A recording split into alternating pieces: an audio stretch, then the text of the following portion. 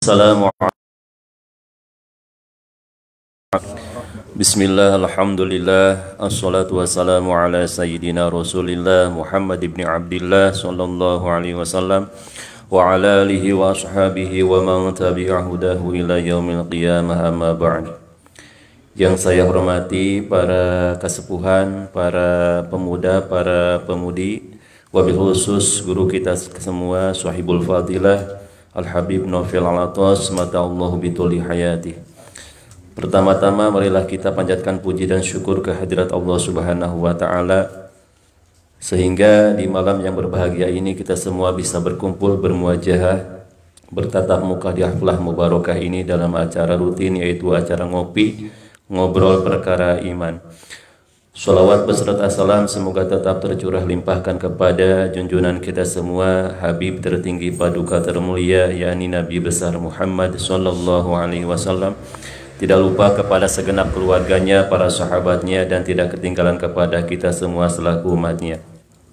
Hadirin yang saya hormati dan mudah-mudahan Allah muliakan, untuk susunan acara yang pertama yaitu pembukaan, marilah kita buka acara ini dengan bersama-sama membaca suratil Fatihah. Ala hadhihi niyyah wa ala kulli niyatin salihah wa ila hadratil Habib Muhammad sallallahu alaihi wa alihi wasallam. Al-Fatihah.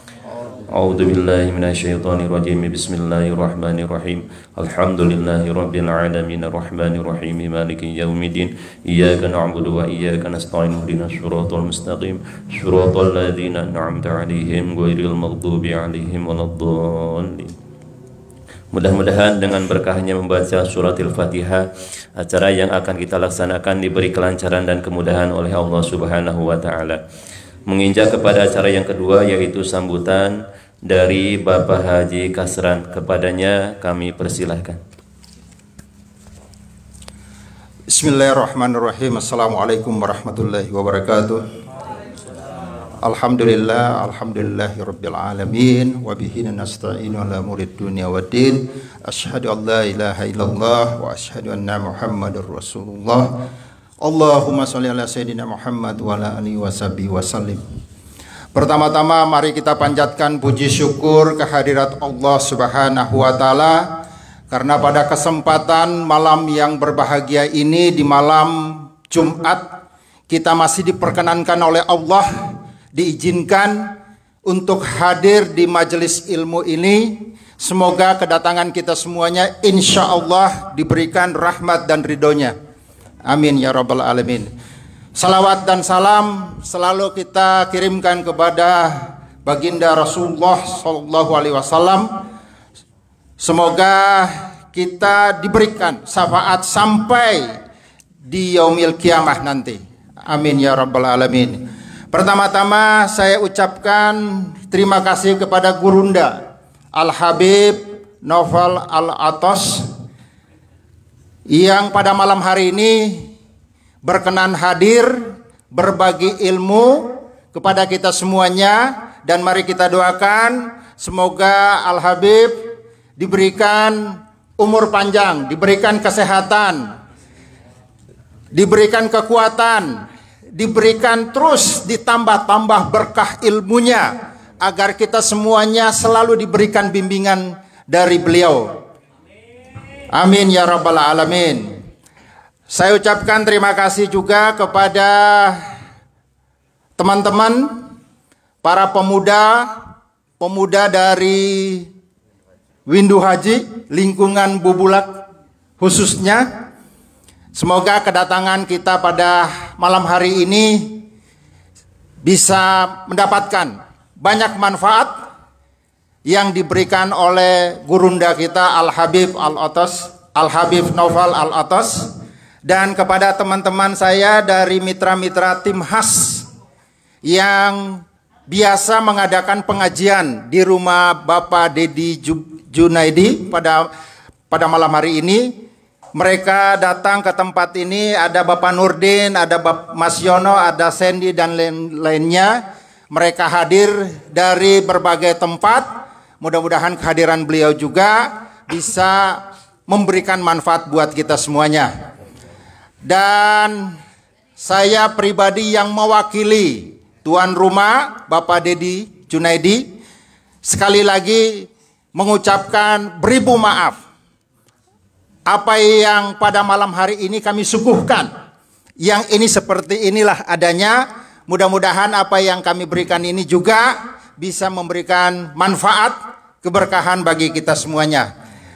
Baik, sebetulnya pada malam hari ini dari tuan rumah mengajak kita semuanya belajar di malam Jumat ini semata-mata ingin mendapatkan pelajaran ilmu agama maupun ilmu kehidupan dari Al-Habib Novel. Semoga apa yang pada malam hari ini kita dapatkan bisa kita aplikasikan, kita amalkan, kita terapkan di kehidupan sehari-hari.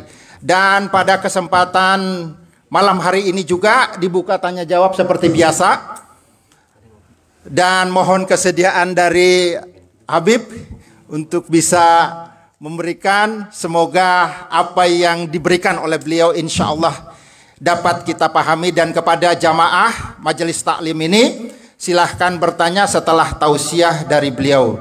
Itu saja dari saya kata sambutan. Mudah-mudahan pada malam hari ini kita diberi pertolongan sama Allah, karena sebelum kita datang diberikan rahmat berkah hujan. Dan alhamdulillah ini sudah tidak hujan. Mudah-mudahan selesai acara, kalau mau hujan insya Allah kita diberikan berkah lagi, tidak apa-apa. Baik, itu saja dari saya. Terima kasih dan saya kembalikan lagi kepada pembawa acara. Wabillahi taufiq wal hidayah. Assalamualaikum warahmatullahi wabarakatuh. Kami haturkan banyak terima kasih kepada Bapak Haji Kasran yang telah memberikan sambutannya. Mudah-mudahan apa yang telah beliau sampaikan bisa bermanfaat untuk kita semua.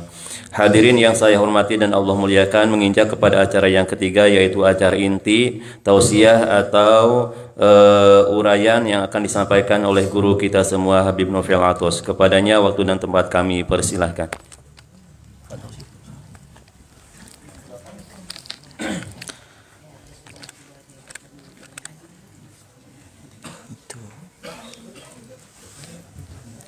Bismillahirrahmanirrahim. Assalamualaikum warahmatullahi wabarakatuh. Alhamdulillah, alhamdulillahi rabbil alamin. Wassalatu wassalamu ala asyrafil anbiya'i wa mursalin, sayyidina wa habibina wa syafi'ina wa qurrati a'yunina wa nuri qulubina Muhammad habibi rabbil alamin wa ala alihi wa sahbihi ajma'in. Allahumma salli wa sallim ala sayyidina Muhammad tibil qulub wa dawaiha wa afiyatil abdani wa shifaiha wa nuril absari wa diyaiha wa kutil arwah wa gidaiha wa ala alihi wa sahbihi wa sallim. Allahumma ja'al sarirati khairan min al-niyati wa jalalaniyati salihah. Amma ba'du. Al-mukarram al-muhtaram yang sama-sama kita muliakan dan kita hormati selalu, para alim, para ulama, para asatidah, penyambung lisan sekaligus penerus perjuangan Nabi kita Muhammad sallallahu alaihi wa alihi wasallam, yang kita doakan selalu mudah-mudahan para ustadz, para kiai, para ulama, para habaib kita diberikan panjang umur oleh Allah dalam keadaan sehat walafiat. Allah Subhanahu wa taala berikan kemudahan kepada beliau baik itu urusan dunia maupun urusan akhiratnya. Allah Subhanahu wa taala jauhkan beliau-beliau semuanya daripada fitnah yang terjadi di akhir zaman ini insyaallah. Amin. Amin ya rabbal alamin. Dan juga tidak mengurangi rasa hormat kami kepada segenap para sepuh, para tokoh masyarakat yang sudah hadir di tempat ini, para pemuda khususnya, wabil khusus kepada Ustadz Ugin dan juga Ustadz Rahman yang sudah hadir. Alhamdulillah. Pada malam hari ini kita seperti biasa mengadakan acara ngopi, yaitu ngobrol perkara iman, ngobrol santai positif tentang masalah agama, sehingga sedikit dari Al-Fagir ada kultum. Setelah itu kita berlanjut kepada seperti biasa tanya jawab masalah agama bentuknya umum. Di sini kita ingin sedikit membahas bagaimana cara membangun iman yang kuat, ekonomi dahsyat dan berkah menurut pandangan Islam. Yang pertama, cara membangun iman yang kuat tentang ekonomi. Ini bagi orang yang beriman, dasar utamanya itu harus yakin rezeki dijamin oleh Allah. Itu dulu aja. Banyak orang tahu riba itu haram tapi tetap dilakukan. Kenapa? Karena sudah tidak yakin. Yang memberikan rezeki itu sudah mulai ragu dalam hatinya, bukan Allah. Yang memberikan rezeki mereka siapa? Bos, direktur, manajer, konsumen, pembeli yang datang kepadanya. Sehingga kalau kita ingin membangun iman yang kuat dalam kita bekerja, mendapatkan perekonomian kuat yang dahsyat, yang istiqomah, pertama yakini rezeki Allah yang jamin. Kemudian kita ingat bahwasanya Allah perintahkan kita untuk berikhtiar, berusaha. Jadi dua ini harus selalu bersama. Jadi yakin rezeki dijamin oleh Allah dan kita usahanya maksimal. Nggak boleh dipisah. Yakin rezeki dijamin oleh Allah tapi nggak mau kerja, ya nggak bakal bisa. Usaha semangat luar biasa, tetapi dia masih ragu. Allah bakal memberikan rezeki, sehingga suatu saat lagi oleng dia punya usaha, lagi bangkrut, lagi jatuh, konsumennya banyak pindah ke tempat orang lain, dia merasa butuh modal yang besar, butuh suntikan dana yang besar, akhirnya dia berutang dengan bank-bank riba, berutang dengan rentenir atau apa itu bank emo ya, itulah bank yang jalan-jalan itu. Nah ini terjadi kenapa? Karena kadar keimanan kita yang tipis, yang mulai ragu bahwasanya Allah bukan yang memberikan rezeki kepada kita. Sehingga kalau kita ingin menjadi orang yang yakin rezeki kita dijamin oleh Allah Subhanahu wa taala, dan itulah orang yang akan kuat dalam mendapatkan perekonomian. Kenapa? Karena dia selalu tahu kewajiban saya ini usaha. Hasil yang menentukan adalah Allah. Allah sudah menjamin rezeki kepada saya. Cuma saya nggak tahu rezeki saya berapa. Pokoknya Allah perintahkan saya untuk bekerja, berikhtiar, saya lakukan. Ini yang pertama. Jadi semuanya harus yakin rezeki sudah dijamin oleh Allah. Makanya orang-orang soleh zaman dulu, mereka nggak pernah pusing masalah rezeki. Hidupnya tenang dan nyaman.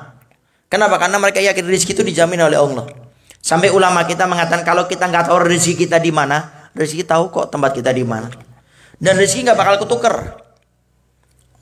Kata Nabi, kalau Allah sudah memberikan rezeki kepada hambanya, maka Allah akan berikan semuanya sebelum orang itu meninggal dunia. Contoh, Bapak siapa lupa tadi? Kastran. Bapak Kasran. Bapak Kasran nih rezekinya ini contoh 17 miliar. Ya nggak bakal meninggal. Hah? Amin. Lebih banyak maksudnya 17. Lebih banyak lagi ntar insya Allah.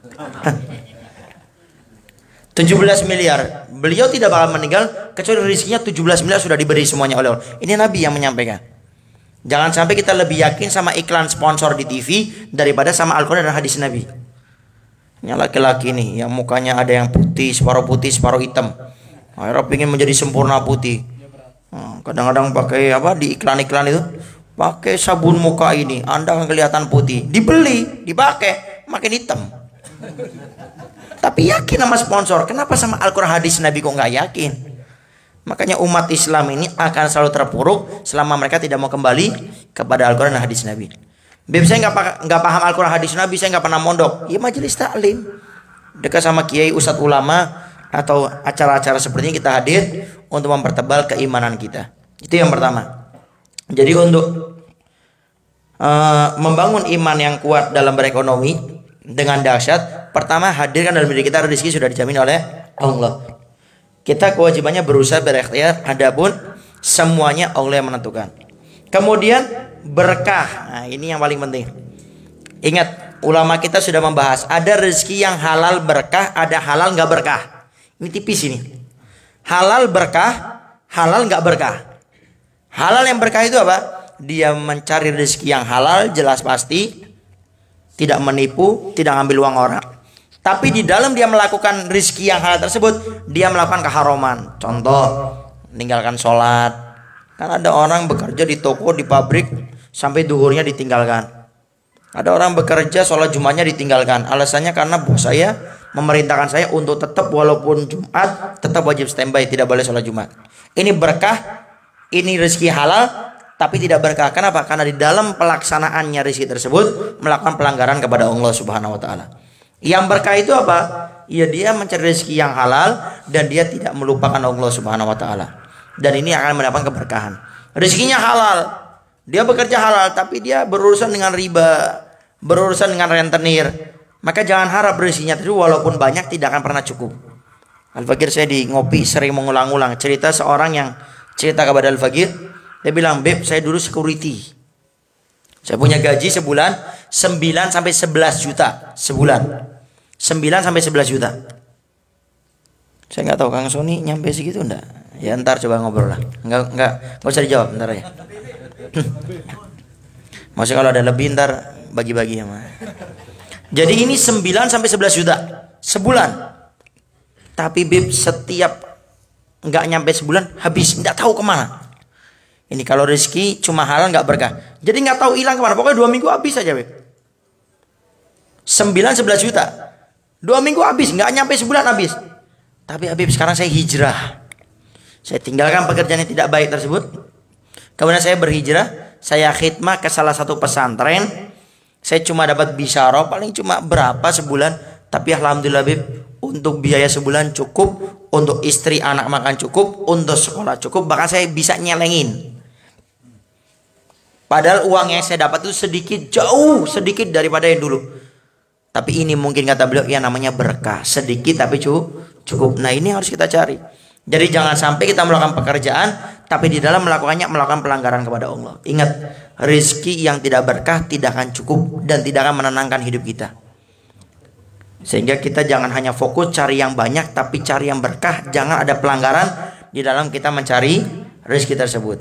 Ada seorang perempuan pernah bertanya kepada Al-Fakir, tanya kepada saya, "Beb, bagaimana hukumnya saya dari rumah ini pakai kerudung, ke tempat kerja saya buka?" Saya tanya, "Kenapa harus dibuka?" "Peraturan di tempat kerja saya kalau bekerja harus buka kerudung." "Kenapa?" "Biar konsumennya itu senang," katanya. "Biar pelayanannya itu maksimal." Nah ini kerjaannya halal. Cuma di dalam melakukan keharuman, Allah tidak berikan keberkahan dalam pekerjaan tersebut. Mungkin itu yang Al-Fakir sampaikan. Dan intinya semuanya harus selalu belajar ilmu agama. Karena iman itu akan bertambah dengan kita belajar ilmu agama. Wallahu a'lam bishawab. Baik, mungkin kita langsung saja ya ke acara ngopinya. Ngobrol perkara iman. Barangkali ada yang mau bertanya, silakan. Pertanyaannya bebas. Yang penting seputar masalah agama. Jangan nanya selain masalah agama. Ya, beli beras yang murah di mana? Tanya sama Kang Sony. Beli jus yang enak mana? Kang Yaya atau adiknya atau siapa? Cukur rambut yang bagus. Nah itu Kang Dadi atau siapa lah. Baik. Es kacang hijau barangkali mau. Ada Kang Samson, boleh. Ya, baik, nah, fadhol. Ntar juga ada Ustadz Rahman, ada Ustadz Ugin juga. Fadhol silakan. Sambil lihat. Bapak, ini santai. Masya Allah. Assalamualaikum warahmatullahi wabarakatuh. Assalamualaikum. Ada sedikit pertanyaan. Hukumnya seseorang yang berpuasa di bulan Rajab, tetapi si orang tersebut masih memiliki tanggungan puasa di bulan Ramadan, itu hukumnya apa? Assalamualaikum warahmatullahi wabarakatuh. Waalaikumsalam warahmatullahi wabarakatuh. Rajab ya, baik. Kalau nggak salah hari Sabtu ya, mulai masuk awal Rajab. Kalau nggak salah Sabtu ya, Sabtu itu kita masuk bulan Rajab. Ini sedikit ya, Anda minta waktu 1 menit bahas ini sebentar. Rajab ini bulan yang istimewa. Sampai Allah firmankan, "Inna iddatas syuhuri indallah itsna asyara syahran fi kitabillah minha arba'atun hurum." Allah firmankan kurang lebih, artinya itu di dalam bulan-bulan Allah itu ada 12. Di antara 12 bulan itu ada 4 bulan haram. 4 bulan haram ini apa dijelaskan oleh para ulama adalah Dzulqa'dah, Dzulhijjah, Muharram, Rajab. 3 berbarengan. Dzulqa'dah artinya berbarengan nih, setelah ini lanjut lagi. Dzulqa'dah, Dzulhijjah, Muharram, Rajab. 1 terpisah. Itu namanya Rajab. Kita fokuskan Rajab. Rajab ini bulan yang haram. Artinya, ini sering orang bertanya, "Beb, amalan apa yang afdol dilakukan di bulan Rajab?" Semua amalan yang dianjurkan dilakukan di luar bulan Rajab, di bulan Rajab lebih dimaksimalkan lagi. Paham maksudnya? Jadi amalan semua yang dianjurkan dilakukan di luar bulan Rajab, di bulan Rajab sangat lebih dianjurkan lagi. Kenapa? Bulan hurum. Hurum itu adalah bulan yang kita sangat dianjurkan beribadah dan sangat lebih ditekankan meninggalkan ya yang haram. Ini bulan Rajab. Tapi para ulama kita menjelaskan, mungkin kita jangan heran ada beberapa ulama menganjurkan baca dikirin. Itu pokoknya bebas. Yang penting dimaksimalkan untuk ibadah. Ini Rajab ya. Sekarang bagaimana kalau orang puasa di bulan Rajab tapi dia masih punya utang wajib, utang Ramadan kemarin itu, bagaimana hukumnya? Nah ini perlu kita pahami. Jadi puasa wajib digabung dengan sunnah itu boleh. Jadi tinggal digabungkan saja, tapi tidak usah diniatkan. Pokoknya saya puasa qadha, udah gitu aja, otomatis langsung dapat pahala sunnah dari bulan Rajab. Jadi nggak usah niatkan, saya niat puasa qadha dan Rajab. Itu malah sebagian ulama mengatakan nggak sah. Kenapa? Karena niatnya itu sudah berbeda. Jadi qadha itu niat wajib, Rajab niat sunnah. Sehingga cukup niatnya puasa qadha saja. Ya, niat puasa qadha otomatis langsung dapat pahala puasa Rajab. Ya. Tapi kalau puasa sunnah digabung dengan sunnah, itu dua-duanya disebutkan. Bahkan sebanyak-banyaknya boleh. Contoh, ada yang biasa puasa Daud. Kata Nabi itu puasa yang paling baik. Puasa Daud itu apa? Puasa sehari puasa, besok enggak. Ini puasa yang paling baik. Contoh, kita puasa Daud berbarengan hari Senin atau hari Kamis, gabungkan, boleh. Berbarengan dengan Ayyamul Bid. Ayyamul Bid itu puasa setiap 1 bulan sekali. Ingat, ini bulannya Hijriah, bukan bulan Masehi. Bulan Hijriah, yaitu tanggal 13, 14, 15. Berbarengan dengan itu, gabungkan, boleh. Berbarengan dengan yang tahunan, seperti puasa apa? Asyura, 10 Muharram, atau puasa apa itu? Tanggal 9 Dzulhijjah, atau berbarengan lagi dengan puasa 6 hari di bulan Syawal. Berbarengan 4 ini digabungkan boleh kalau seandainya berbarengan. Jadi disebutkan niatnya satu persatu. Contoh, saya niat puasa Daud dan juga Senin Kamis dan juga Ayyamul Bid dan juga Asyura contohnya. Tinggal diniatkan, maka semuanya langsung dah dapat. Ya. Khususnya hati-hati bagi yang perempuan, yang ibu-ibu yang pas bulan Ramadan ternyata dia menyusui atau pas melahirkan, kan nggak bisa puasa, ya kan? Maka dia juga entar mengkodoknya jangan sampai masuk Ramadan yang akan datang. Sedikit kita menjelaskan masalah perempuan, ini penting. Jadi kalau ada seorang perempuan tahun kemarin nggak puasa nih, anggap aja ada 10 yang bolong. Kemudian sampai masuk Ramadan yang akan datang, ini bentar lagi nih, Ramadan yang akan datang, dia tetap belum mengkodoknya. Maka dilihat, kalau dia itu karena keteledoran, kesengajaan, maka dia di samping wajib mengqadha plus bayar fidyah. Fidyah itu sebagai ganti karena dia teledor. Berapa? 1 puasa di samping wajib qadha plus 1 fidyah. Berapa itu? 6,7 ons beras. 6,7 ons beras. Kalau pingin nggak pusing, 7 ons beras. 10, ya sudah, qadha 10 kali plus 10 fidyah, berarti 70 ons beras. Ya. 70 ons beras. Itu kalau lalai. Beda halnya nggak lalai karena udur. Contoh, kemarin nyusui, nggak puasa kenapa? Nyusui. Pas mau qadha ternyata hamil lagi. Waduh, nyusui hamil lagi. Nah, maka ini karena ada udur, maka dia cuma diwajibkan qadha karena ada udur. Atau kata para ulama sakitnya berkepanjangan. Kemarin nggak puasa kenapa? Sakit. Nggak sembuh-sembuh sampai Ramadan yang akan datang masih sakit. Tatkala dia di Ramadan yang selanjutnya selesai bulan Syawal, dia cuma qadha saja, tidak wajib bayar fidyah. Nama wallahu a'lam. Ada tambahan Ustaz Rahman?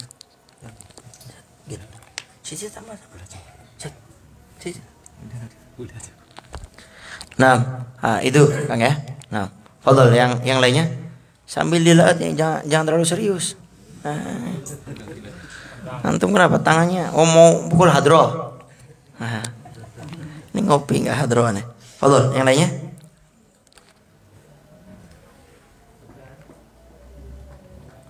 Pak, ya.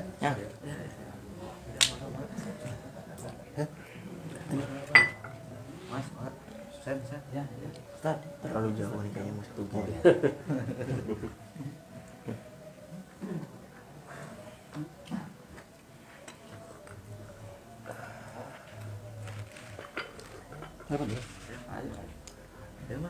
Iya.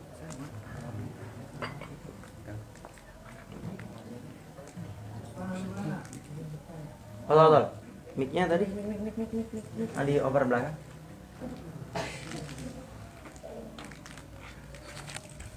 Ntar jawab duluan. Assalamualaikum warahmatullahi wabarakatuh. Waalaikumsalam warahmatullahi wabarakatuh. Allahumma shalli ala sayyidina Muhammad. Allahumma sholli alaihi wa ala alihi wa sahbihi. Bagaimana tentang mengenai tadi rezeki yang sudah ditentukan sama Allah? Apabila misalkan rezeki itu terdapat dari hasil haram, apakah itu udah ditentukan sama Allah itu rezeki yang ditentukan hidupnya? Assalamualaikum warahmatullahi wabarakatuh. Assalamualaikum warahmatullahi wabarakatuh. Ada pertanyaan, Habib katanya Ustadz rezeki sudah ditentukan oleh Allah. Kalau rezeki yang haram, apakah itu juga sudah ditentukan oleh Allah Subhanahu Wa Taala atau tidak? Itu kan? Kayak hadis ya. Halo Ustadz Rahman.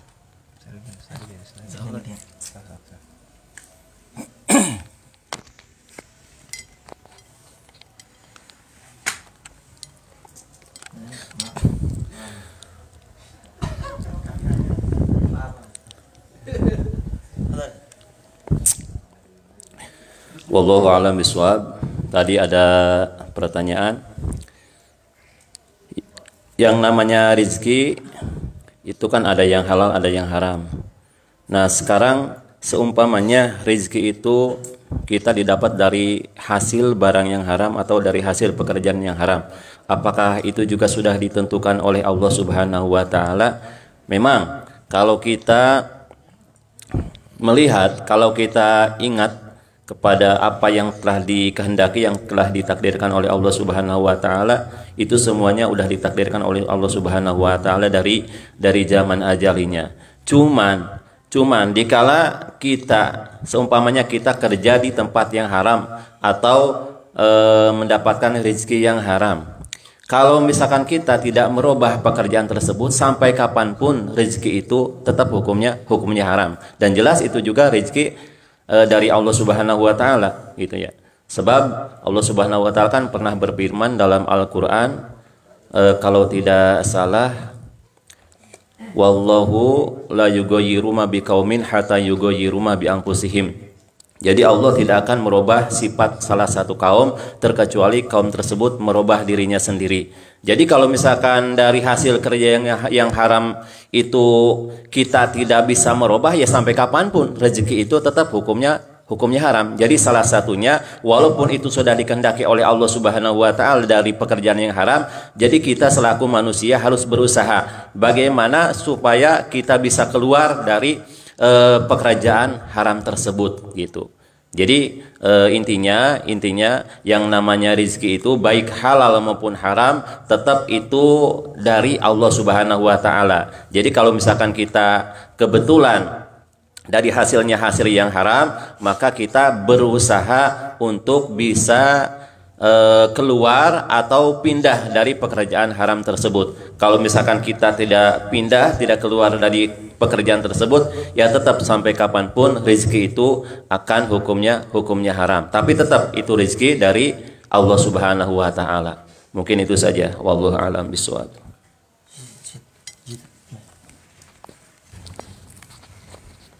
Bismillahirrahmanirrahim. Nambahin sedikit, mudah-mudahan bermanfaat. Rizki yang haram sesungguhnya itu sama pemberian dari Allah Subhanahu wa taala, apalagi yang halal. Namun sebelumnya kita harus sadar diri bahwa kita itu orang Islam yang tunduk pada hukum atau syariat baginda Rasulullah Sallallahu Alaihi Wasallam, sebagaimana cantumkan dalam beberapa kitab bahwa di syariat Islam itu ada halal haram. Masalahnya bukan yang dimasukkannya, tapi kita taat kepada hukumnya gitu. Nah, kita sebagai umat Islam tentunya kalau taat hukum pasti bakal memilih hal yang halal, hal yang diridhoi, yang ujung-ujungnya hisabannya di alam akhirat itu mungkin kita bisa selamat dari hisaban itu. Dan kita harus sadar sesuai dalam kitab Riyadhus Shalihin, baginda Rasulullah sallallahu alaihi wasallam pernah bersabda, manusia itu akan diberhentikan di depan Allah Subhanahu wa taala, akan ditanya 4 hal, terutama salah satunya itu an malihi, tentang hartanya, min aina tasabah, dari mana pekerjaan, dari mana itu harta yang didapat. Itu bakal ditanya oleh Allah, apakah dari hal haram atau yang halal. Tentunya kalau yang halal selamat, kalau yang haram kata Allah, hadhihi jahannamul lati kuntum tu'adun, silahkan mampir dulu. Itu kalau pekerjaannya, pendapatannya dari pekerjaan atau pendapatan yang haram. Dan sesudah itu Kanjeng Nabi Muhammad sallallahu alaihi wasallam disambung dalam hadisnya, wa bima anfaqo, setelah dapat pekerjaan atau dapat harta, dikemanakan itu harta? Ditasarufkan kemana? Apakah ditasarufkan untuk bersyukur, untuk meningkatkan ketakwaan, atau sedekah, atau berbagi, atau untuk kemajuan umat Islam, ataukah dipakai maksiat, ataukah dipakai yang tidak ridho oleh Allah Subhanahu wa taala? Kembali, rizki yang haram itu dalam intinya sama kersaning Allah, cek orang Sunda mah. Nggak ada yang lepas yang di dunia itu tanpa pekerjaan Allah. Yang dimaksud itu tugas kita yaitu taat hukum. Taat hukum, taat syariat baginda Rasulullah sallallahu alaihi wasallam. Tentunya kita sebagai umat Islam harus taat, yaitu harus diupayakan untuk mencari barang yang halal. Sesuai baginda Rasulullah sallallahu alaihi wasallam bersabda, utlubul halal. Gitu ya.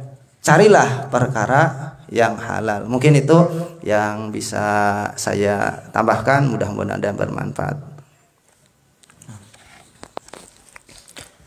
Baik, menambahkan dari Ustadz Ugin dan Ustadz Rahman. Yang pertama yang perlu difahami bahwasanya kita hidup ini memilih, bukan menjalankan. Ini yang harus diingat. Hidup kita ini memilih. Makanya tadi sudah ditegaskan oleh Ustadz Ugin dalam Al-Quran, innallaha la yughayyiru ma biqaumin hatta yughayyiru ma bi anfusihim. Allah tidak akan mengubah satu kaum sampai kaum itu berusaha untuk mengubahnya. Kenapa? Allah punya sifat qadir, mampu. Tidak ada orang bisa mengintervensi, ngatur Allah, tidak ada. Tapi untuk masalah hambanya, makhluknya, Allah batasi. Sifat qadirnya, qoharnya, perkasaan Allah ini dibatasi. Artinya apa? Hidup kita ini memilih. Sehingga dalam kitab Nasihuddin ya, Habib Abdul Haddad mengatakan ada bab di awal-awal itu beliau jelas ada bab ihtijaju bil qadri, mengkambing hitamkan takdir. Jadi kalau ada orang contoh, kenapa kamu kok ngutang sama riba, sudah takdir Allah kok kayak gini? Karena sih sudah dijamin sama Allah. Kenapa kok kamu nggak sholat? Allah sudah takdirkan saya nggak sholat. Kalau Allah takdirkan saya sholat, bapak ustadz nggak usah ceramah, pasti saya bakal sholat. Kenapa anda nggak nutup aurat? Allah sudah takdirkan saya seperti ini ustadz. Kalau Allah tadi kan saya nutup aurat, pasti saya nutup aurat. Ini kata Ibnu Haddad dalam kitab tersebut, ini ucapan dia lebih besar dosanya di akhirat daripada perbuatannya. Kenapa? Seakan-akan dia nyalahkan Allah. Ini menyebab ihtijaju bil qadri, mengkambing hitamkan menyalahkan takdir, sehingga tidak diperbolehkan. Bahkan dalam masalah akidah tauhid, memang semuanya sudah diatur oleh Allah, semuanya. Tapi kalau ada seorang hamba mengatakan seperti tadi, saya kayak gini karena Allah, ini orang suul adab sama Allah. Orang kurang ajar sama ulama itu sudah dosa besar, ini kurang ajar sama Allah. Allah memang rezeki halal haram semuanya Allah tentukan. Tapi apakah pantas kita sebagai seorang hamba yang diberi oleh Allah untuk memilih, tiba-tiba mengatakan saya rezekinya haram, ya Allah sudah takdirkan seperti ini. Ini orang, kata pakar akidah mengatakan ini orang sangat kurang ajar sama Allah.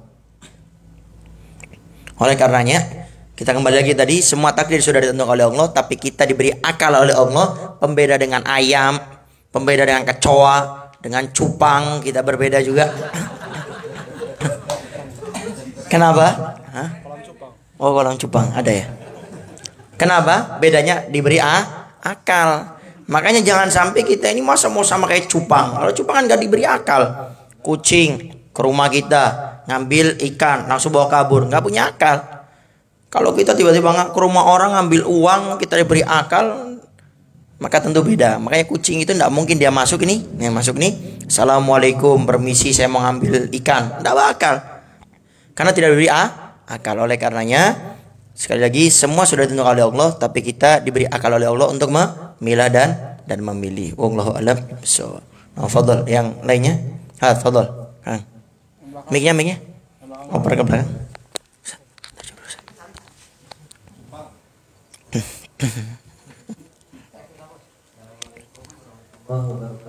Waalaikumsalam warahmatullahi wabarakatuh.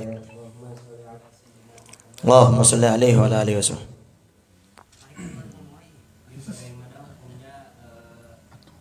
Bisnis Bitcoin.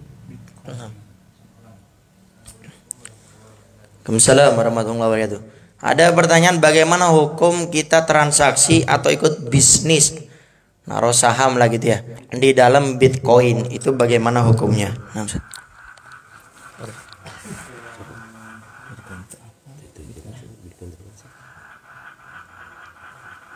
Uang online kayak uang online gitu.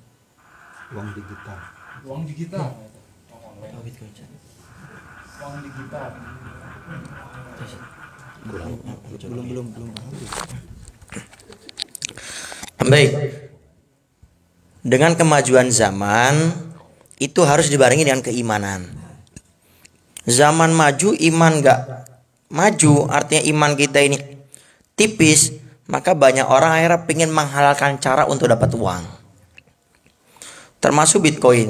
Bitcoin itu kan kita seperti naruh saham, kita punya uang ditaruh, kemudian kita ntar akan melihat naik turunnya, ya, naik turunnya apa? Saham tersebut. Kalau lagi naik kita dapat untung, kalau nggak naik kita nggak dapat untung, bahkan bisa bonyok, ya. Bitcoin itu. Nah, kita kembali kepada syariat. Yang namanya transaksi jual beli, bisnis atau naruh saham atau itu mudharabah atau syarikah macam-macamnya, itu kalau nggak jelas itu nggak boleh. Nah, Bitcoin coba kejelasannya dari mana? Nggak ada, kita cuma naruh uang, nungguin aja. Oh, lagi naik, alhamdulillah. Berapa detik turun, innalillah. Oh, kayak gitu, bisnis apa itu? Banyak orang tertarik bisnis seperti ini, kenapa? Karena menjanjikan. Makanya saya ingatkan, jangan sampai tergiur dengan bisnis yang kita nggak ngapa-ngapain dapat duit. Ini warning. Kita nggak ngapa-ngapain dapat duit. Apalagi pokoknya bisnis yang ada unsur riba sama nggak jelas, goror, itu hukumnya haram, nggak boleh. Kecuali jelas. Contoh, saya punya uang 10 juta, tapi saya nggak bisa jalanin uang. Saya bukan pakar bisnis, cuma ngajar-ngajar aja. Cuma saya pengen punya penghasilan setiap bulan. Datang ke Kang Lutfi, Kang Lutfi, bisnis ini 10 juta. Apa? Cupang, Beb. Contoh. Cupangnya gimana? Gini, Beb, jelasin. Oh, sudah ya? Iya. Ntar gimana bagi hasilnya? Udah, Beb. antum 40% dari penghasilan setiap bulannya, anak 60%. Ya deal, itu baru boleh. Jelas. Akadnya jelas, bentuknya jelas, semuanya jelas. Kalau rugi, iya rugi, tanggung bareng-bareng jelas. Nah, sekarang Bitcoin jelas dari mana? Makanya jangan tergiur pokoknya dengan sesuatu yang nggak jelas tapi menghasilkan yang besar. Ntar rugi, kapok ntar akhirat. Dan ini banyak. Kayak yang berapa tahun yang lalu yang rame. Kamu kalau ikut bisnis ini, gak usah disebutin ya. Ikut bisnis ini pasti dapat setiap bulan 5%. Pasti, ini gak boleh. Nggak ada bisnis yang pasti itu nggak bakal, nggak ada. Makanya dilarang kalau kita ini dari awal bisnis bersama, tapi ditentukan dari awal hasilnya. Kamu dapat sekian persen, nggak ada. Karena bisnis itu kadang untung, kadang tidak untung. Anggap banyak untungnya, tapi ada buntungnya. Makanya kalau ditentukan dari awal 5% enggak. Dibiar seneng. Kamu kalau naruh 1 miliar dapat mobil. Kan ada dulu tuh 3 tahun apa 5 tahun yang lalu. Akhirnya banyak yang ikut, dapat mobil beneran. Tapi setelah itu uangnya hilang. Orangnya hilang juga. Untung yang punya uang nggak hilang juga, nggak mati orangnya. Ya, jadi intinya kalau transaksi bisnis kalau yang ada unsur ribanya dan juga atau ada ngoror, nggak jelas, nggak pasti, maka tidak diperbolehkan. Apapun itu namanya. Nah, jadi kalau kita bisnis, transaksi jual beli, jelas dulu. Kalau nggak jelas, haram, nggak boleh. Kenapa? Karena Islam menjaga agar kita tidak rugi. Kalaupun rugi, rugi yang jelas bersama-sama apa ini semuanya.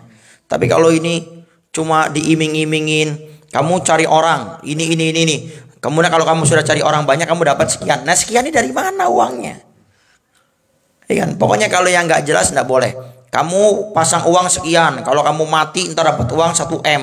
1M dari mana? Ntar kita mati 1M-nya hilang, nggak tahu kemana. Istri nggak dapat, anak nggak dapat. Pokoknya kalau nggak jelas tidak diperbolehkan. Wallahu a'lam bishawab. Tambahkan lagi. Tambah lagi. Nah, fadhol yang lainnya, fadhol. Mic-nya ke depan.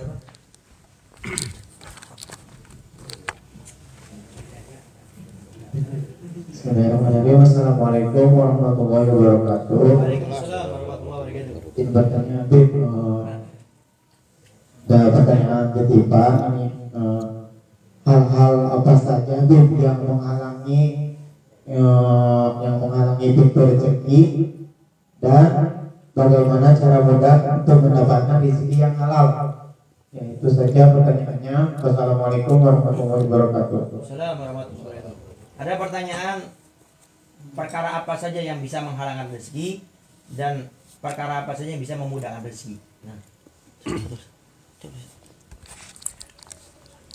Bismillahirrahmanirrahim. Hal yang menarik tajlibu rizqa, yang menarik rezeki atau bisa melancarkan rezeki, tentunya rezeki dari Allah Subhanahu wa taala hakikatnya yang berkah.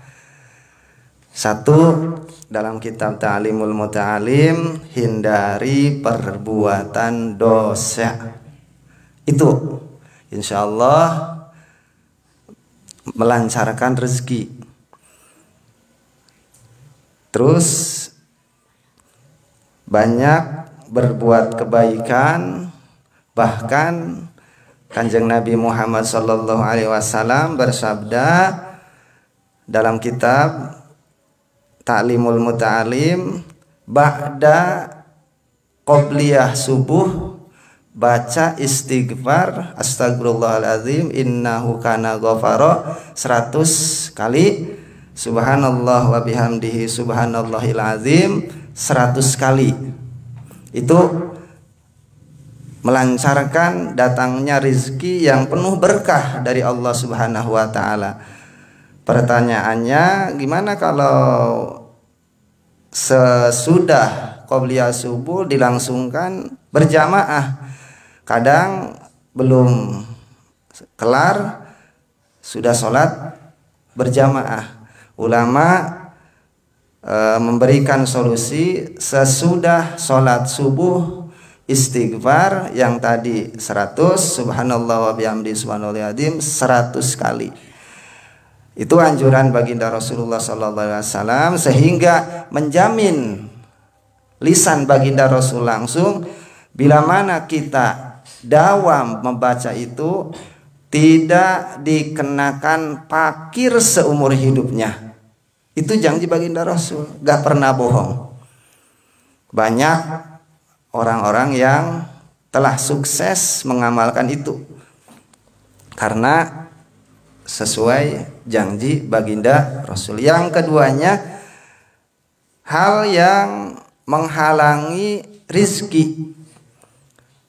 Rizki itu terasa seset, susah dicarinya.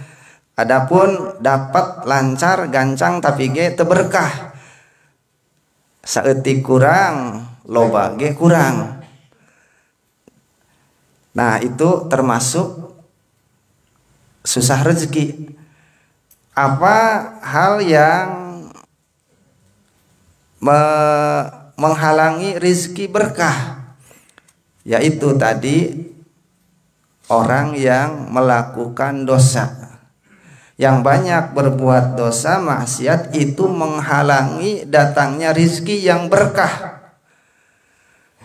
Dan banyak-banyak lagi, di antaranya sama dalam kitab Ta'limul Muta'alim, sebab ada yang menghalang-halangi rizki keberkahan, di antaranya yang lagi umum atau pekerjaan kita semuanya, sesudah sholat subuh suka tidur. Nah, itu kata baginda Rasul, itu mewariskan kepakiran. Bahkan pakir harta ya pakir ilmu. Makanya diupayakan sesudah sholat subuh jangan tidur. Enak ya terserah.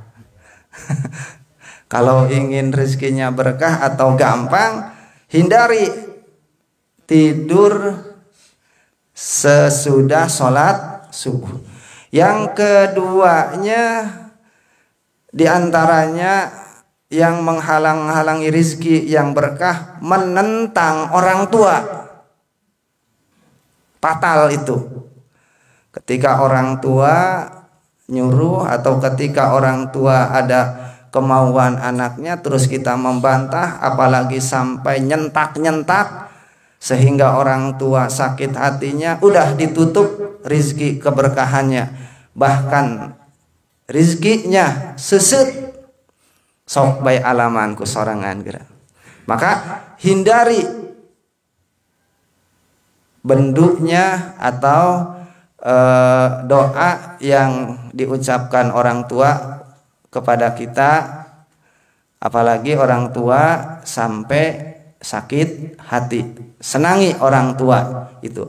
Yang selanjutnya Pak Ustadz Ugin yang nambahinnya.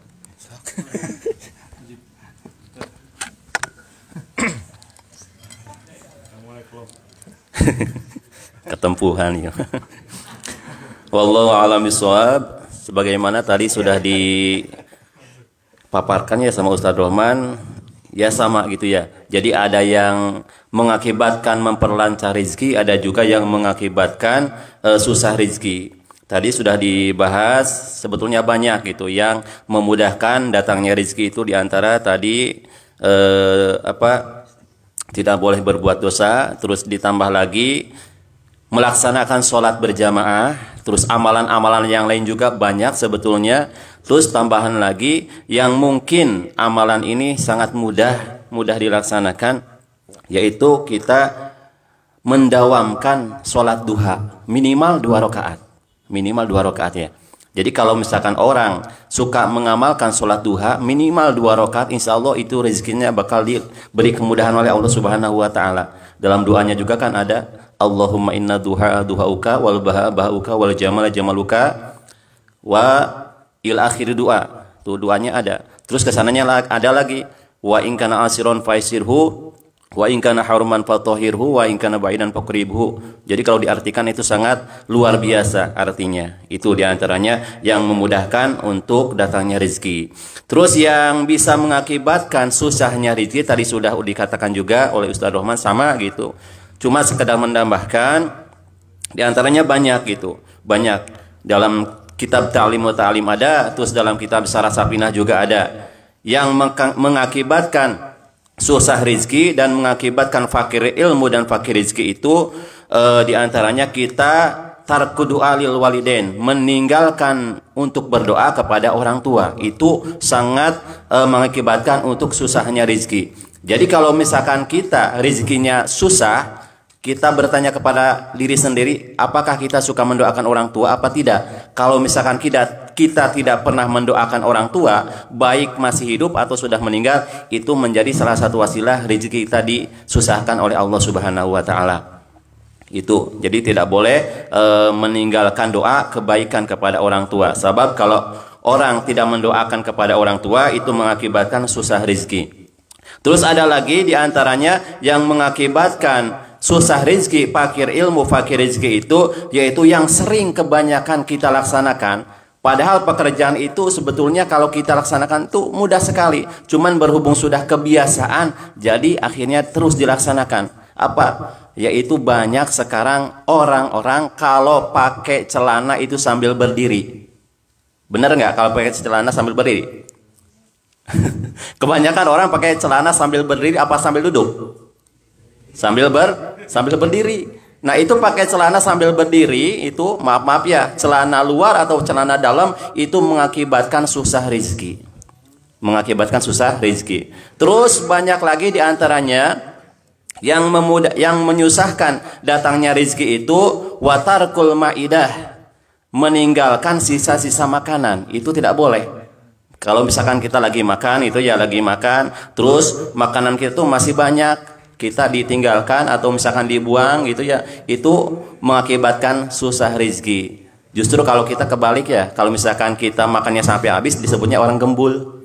Disebutnya orang gembul, padahal aturan Rasulullah itu harus habis kalau kita makan. Makanya kalau kita makan itu harus dikira-kirakan. Sekira-kiranya tidak bakalan habis, jangan sampai kebanyakan ngambilnya.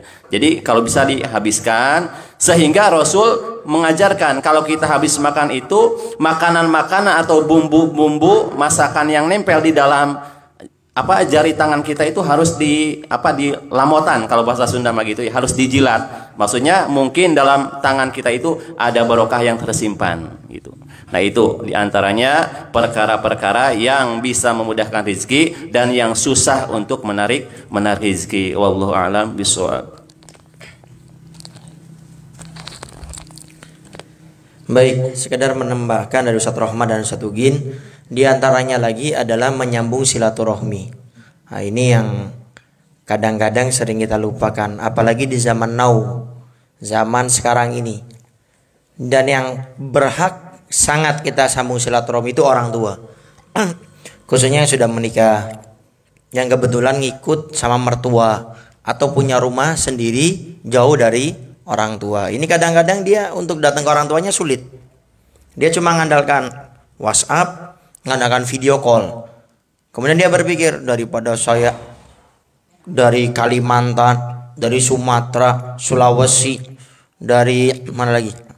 Dari Irian Jaya, Papua. Dari saya datang ke Kuningan, habis uang 2 juta, pulang lagi 2 juta, di sana berapa? Lebih baik video call saja. Nah, ini yang bisa menyebabkan juga rezeki ini akan susah. Karena kata Nabi, orang yang sering bersilaturahmi, Nabi akan berikan dari jaminannya 2 perkara. Allah akan berikan 2 perkara. Yang pertama, dipanjangkan umurnya dan diluaskan rezekinya. Kalau tadi kita bahas, Bib katanya rezeki sudah dijamin sama Allah, sudah ada ketetapannya, umur sudah ada ketetapannya.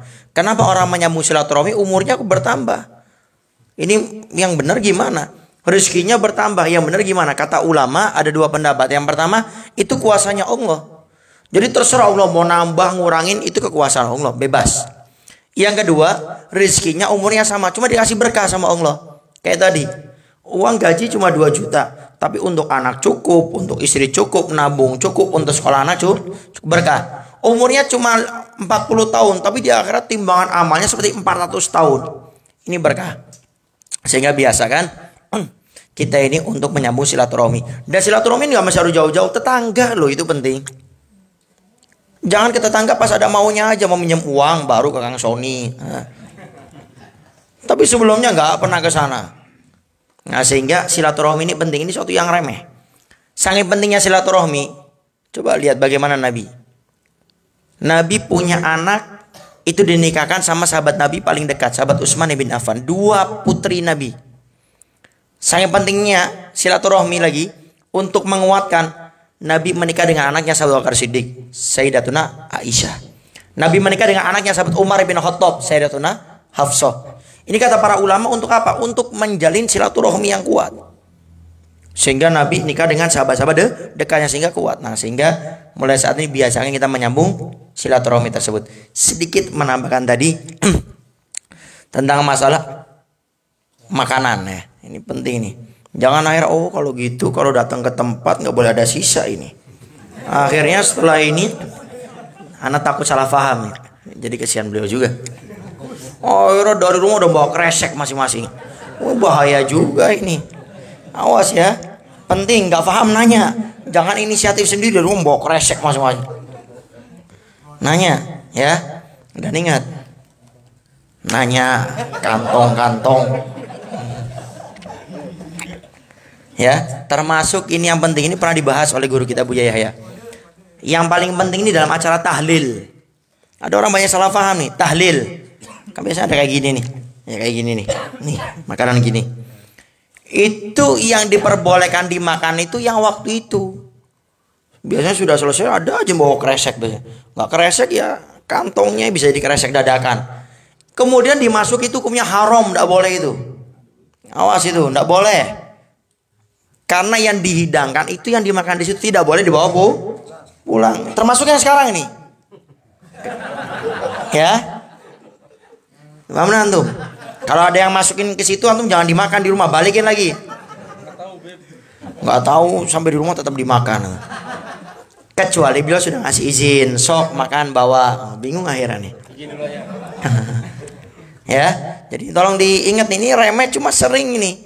Khususnya tahlil warisan itu kan biasanya ada habis tahlil itu makanan macam-macam itu dimakan itu habisin juga nggak apa-apa.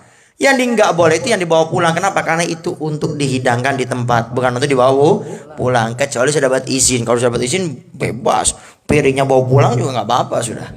Nama? Wallahu a'lam bishawab. Fadhal, ada lagi yang lain? Fadhal, Kang. Kalau ibaratnya wadangnya dari patungan gimana, Bib? Baik, sekarang bagaimana kalau makanannya itu berasal daripada patungan? Ya tentu dengan kesepakatan semuanya. Pokoknya intinya gini, dalam hadis Nabi sudah jelaskan, man waqa'a fi syubhat waqa'a fil haram. Orang yang biasa ngentengin syubhat, itu kan masih nggak jelas itu. Halal dah, haram dah. Cuma kita pura-pura yakin dia, insya Allah. Nah, kalau udah insya Allah, ini biasanya ragu ini orang. Insya Allah ikhlas. Kalau ikhlas ya ikhlas, kalau enggak ya enggak. Jangan pakai ya insya Allah beb. Enggak ada hukum pakai insya Allah beb, insya Allah beb. Pastikan. Jadi kalau memang itu patungan di sana, ya tinggal sampaikan. Masa makanan minuman patungan, tapi yang bawa paling banyak antum, kan enak yang lainnya. Kalau patungan ya yang adil gitu loh. Ya, jadi tetap harus izin ke semuanya. Ya. Nah, Allah a'lam bishawab. Tambah lagi. Fadhal. Untuk yang tadi Ustaz Ubin Bib. Nah. Yang memakai celana berdiri. Nah. Itu kalau pakai sarung itu termasuk nggak? Atau yang lainnya pakai yang lain? Baik, ada pertanyaan. Satu Gin tadi menjelaskan pakai celana itu bisa menyebabkan kefakiran. Nah, kalau pakai sarung apa itu termasuk, Ustaz? Apa?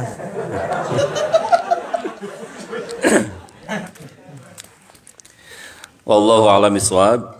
Jadi kalau kita melihat dalam teks atau tulisan di beberapa kitab, diantaranya Sarah Safina ada, terus di dalam kitab Sulam Ta'lim wa Ta'lim. Jadi bahasanya gini, walabsus sarawil. Berarti kan bahasa sarawil itu artinya celana, bukan sarung. Jadi kalau sarung sih nggak apa-apa, gitu ya. Kalau sarung nggak apa-apa. Jadi yang dimaksud mewariskan atau mengakibatkan susah rezeki itu pakai celana, baik celana dalam, maaf ya, celana dalam atau celana komprang atau celana panjang, sambil Qaiman, dalam keadaan berdiri, itu mengakibatkan susahnya rizki. Jadi kalau sarung itu tidak apa-apa, sebab bahasa teksnya walabsus sarawil. Sarawil itu kan bahasa Arab ya, kalau bahasa kitanya celana gitu. Wallahu a'lam bishawab. Iya. Duduk atau nagok bahasa Jawanya. Nambahin sedikit.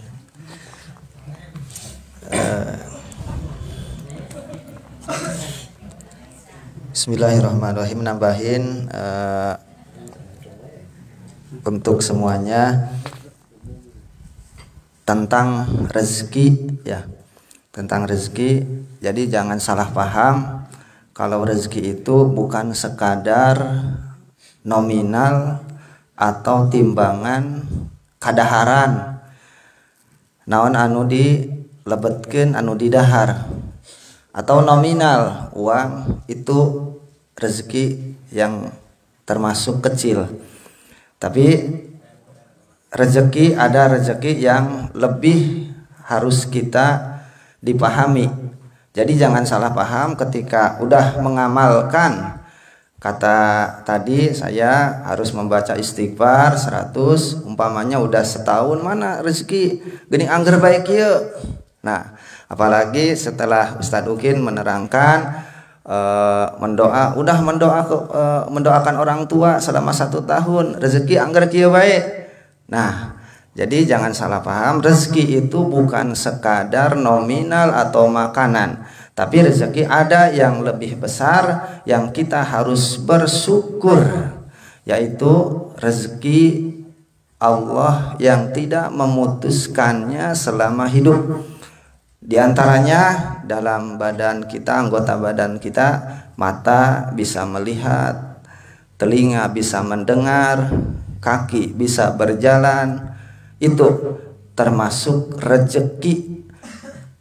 Bisa jadi kita mengamalkan tajlibu rizki, sholat duha atau apapun, kesehatan Allah Subhanahu wa ta'ala ditambahkan, sehingga adapun sakit diringankan oleh Allah, itu rezeki. Yang lebih kita bersyukur ketika kita mengamalkan tajlibu rizki, Allah menambahkan keimanan kita, itu rezeki dari Allah. Dan Allah menambahkan semangat untuk hadir ke majelis taklim, semangat untuk berjamaah, semangat untuk melaksanakan kebaikan, itu rezeki dari Allah. Jadi jangan salah paham, ketika kita mengamalkan tajlibu rizki, kok 1 tahun angger bae hirup teh kieu. Nah, itu sebenarnya Allah memberikan rezeki, cuma rahasia Allah, mungkin bisa jadi Allah memberi rezeki itu ditambah kesehatan, diperkuat keimanan, dijauhkan dari bala, itu mungkin yang bisa tambahkan Bim. Wallahu a'lam bishawab. Nah, menambahkan dari Ustadz Ugin dan Ustadz Rahman, kayak masalah memakai celana ya. Ini yang berbicara bukan sembarang orang. Ini yang harus kita garis besari dulu. Kecuali yang ngomong Kang Sidik, boleh dipertanyakan lagi. Tapi ini kalau sudah menyampaikan ulama, mereka bukan sembarangan orang. Itu harus kita pahami dulu. Jadi mungkin masa pakai celana berdiri menyebabkan kefakiran. Ini yang bicara siapa gitu? Bukan orang-orang kayak kita yang banyak dosanya. Beliau hubungannya kuat dengan Allah. Dan beliau pun terkadang mendapatkan mimpi yang memang tidak bisa dihukum, tapi untuk fadhailul amal, wanti-wanti diri kita harus. Sehingga terbanyak dalam kitab Ta'limut Ta'lim di bab akhir Ustaz ya, itu ada bab khusus yang menyebabkan rezeki itu menjadi susah. Itu memang kayaknya nggak masuk di akal. Contoh kalau nggak salah lagi Ustaz, menyapu di malam hari Ustaz ya. Menyapu di malam hari, di tengah malam, itu menyebabkan rezeki juga sulit. Termasuk yang Al-Faqih, kalau nggak pernah Al-Faqih baca, pakai imamah duduk Ustaz. Pakai imamah duduk, itu menyebabkan kefakiran juga. Nah, nyapu pakai tangan kiri. Jadi mungkin menurut kita itu kayak apa sih gitu loh. Kok nggak kekinian gitu. Nah, ingat ini yang bicara bukan sembarang orang. Kalau Kang Sidik, Kang Sony, ya itu biasalah. Cuma ini siapa orang-orangnya gitu. Artinya kalau beliau-beliau sudah bicara, selama mampu kita lakukan gitu. Dan perlu dikasih garis bawah, jangan terlalu semangat. Oh, berarti kalau saya duduk bahaya nih, rezeki susah. Akhirnya di kamar mandi lagi BAB, makanya akhirnya duduk.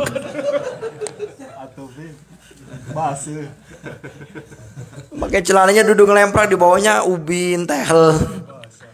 Akhirnya gesek-gesek, akhirnya bisa berdarah kan. Ini yang dimaksudkan selama bukan keadaan darurat. Kan kalau di kamar mandi ayo, antum mau duduk juga? Hah? Di kamar mandi ngelepas celana, buang air, buang air besar. Kemudian makanya duduk. Kan enggak. Tapi ini dilakukan pada batas normal. Kayak kita mau pakai, memang dianjurkannya duduk. Kalau nggak salah Imam Ali juga menegaskan kita untuk duduk makainya itu. Imam Ali kalau nggak salah nggak pernah pakai celana itu dalam posisi berdiri. Duduk terus pakai celana itu. Al-Faqir anak pun waktu di pondok, ya termasuknya gitu, sangat ditekankan sama ustaz, pakai celana duduk, tidak berdiri.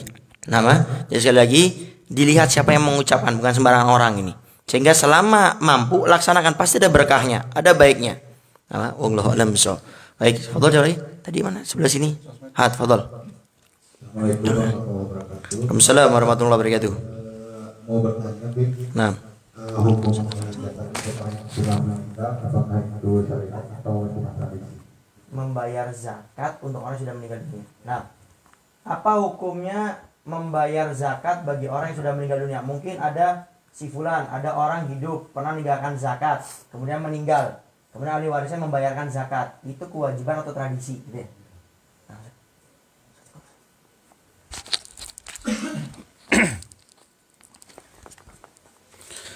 Wallahu a'lam bishawab.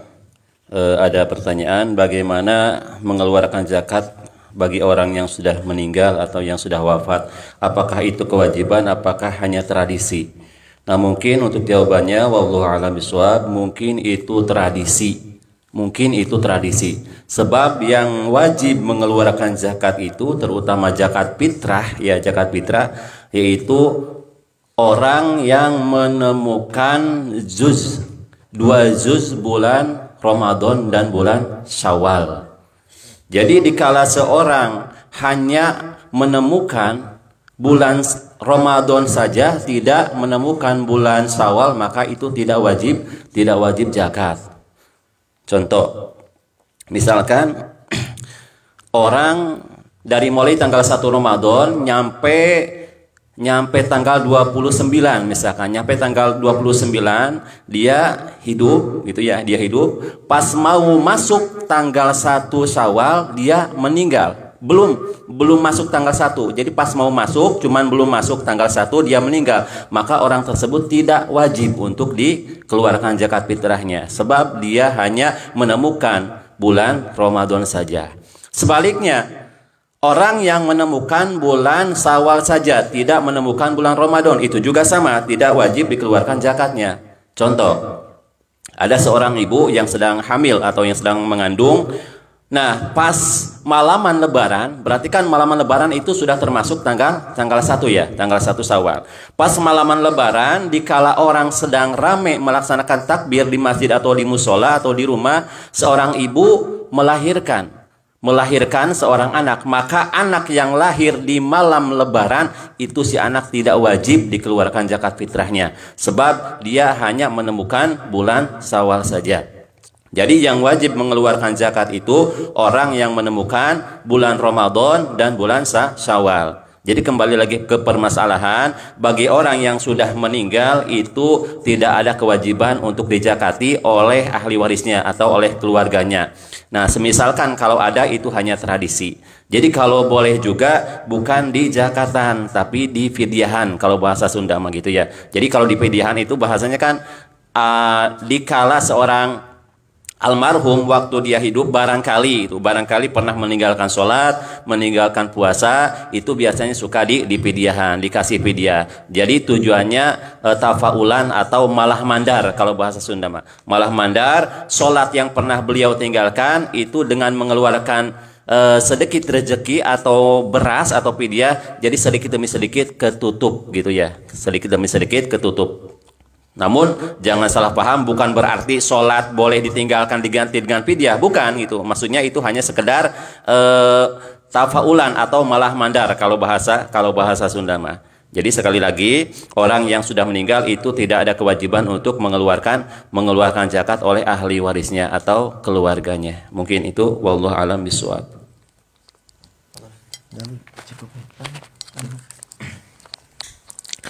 Baik, menambahkan dari Ustadz Ugi, masalah orang yang meninggal dunia. Orang yang meninggal dunia, kalau dia punya waris, apapun, berbentuk uang kah, perhiasan kah, barang, rumah, sawah, itu tidak boleh dibagikan terlebih dahulu kecuali 3 perkara ini selesai. Ya. Jadi 3 perkara selesai baru boleh dibagikan warisnya. Yang pertama adalah utang dia sama Allah. Dia punya utang dah sama Allah. Contoh puasa. Dia semasa hidupnya pernah nggak meninggalkan puasa? Oh pernah beb, saya tahu ini orang nih jarang puasa ini.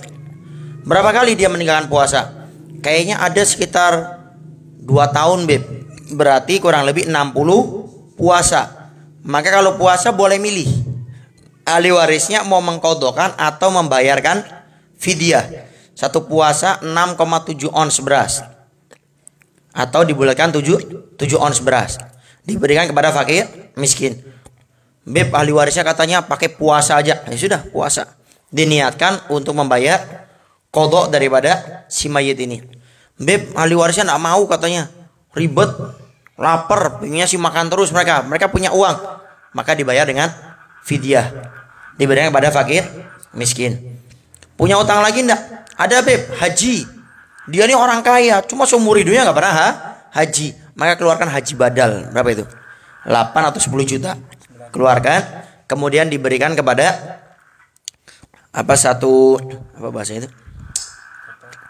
satu tempat travel yang biasanya ngurusi haji badal. Kemudian dikeluarkan, kemudian setelah selesai minta sertifikat bahwasanya ini betul-betul sudah di haji badalkan. Begitu juga zakat. Seumur hidupnya dia pernah enggak ninggalin zakat? Oh iya pernah nih. Ini saya tahu dia waktu hidupnya ini pernah ninggalkan zakat. Berapa banyak? Ya kurang lebih selama hidupnya itu kayaknya 10 tahun.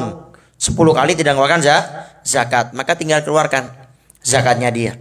Nah, selesai utang sama Allah, ada enggak utang sama manusia? Yang kedua, oh ada ini. Pernah utang sama saya kemarin tuh, mau modal beli cupang katanya. Beli cupang kurang modal.